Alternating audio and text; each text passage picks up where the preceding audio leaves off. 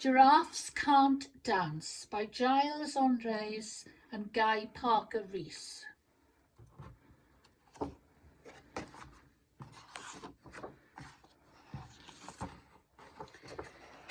Gerald was a tall giraffe whose neck was long and slim, but his knees were awfully bandy and his legs were rather thin. He was very good at standing still and munching shoots of trees, but when he tried to run around, he buckled at the knees.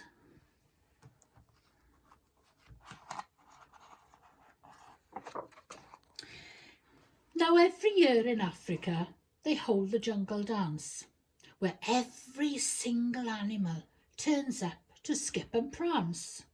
And this year, when the day arrived, poor Gerald felt so sad, because when it came to dancing, he was really very bad.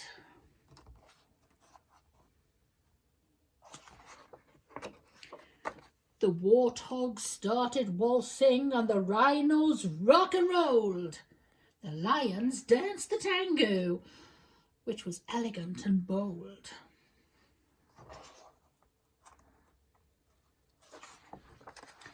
The chimps did a cha-cha-cha with a very Latin feel, and 8 baboons then teamed up for a splendid Scottish reel.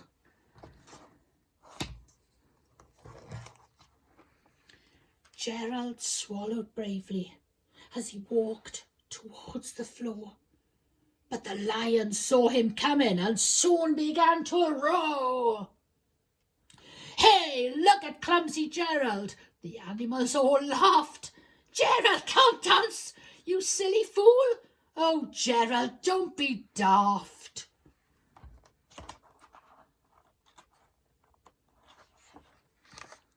Gerald simply froze up. He was rooted to the spot. Then right, he thought, I'm useless. Oh, I feel like such a clot. So he crept off the dance floor and started walking home. He'd never felt so sad before, so sad and all alone. Then he found a little clearing and he looked up at the sky. "The moon can be so beautiful," he whispered with a sigh.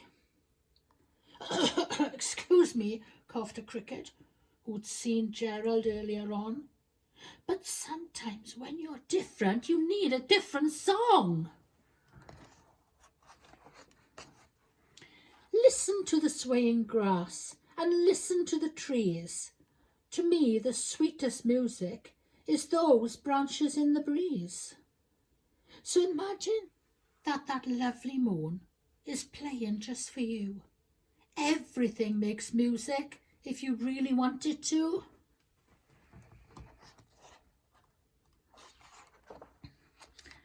With that, the cricket smiled and picked up his violin. Then Gerald felt his body do the most amazing thing. His hooves started shuffling, making circles in the ground. His neck was gently swaying and his tail was swooshing round.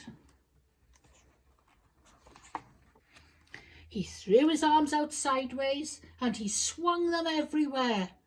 Then he did a backward somersault and leaped up in the air.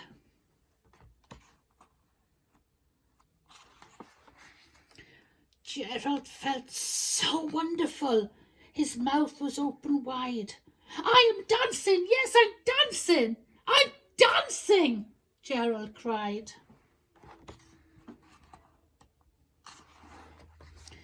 Then one by one each animal who'd been there at the dance arrived while Gerald boogied on and watched him quite entranced.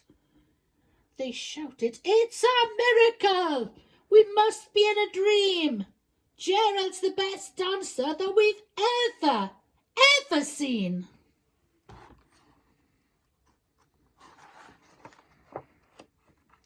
"How is it you can dance like that? Please, Gerald, tell us how."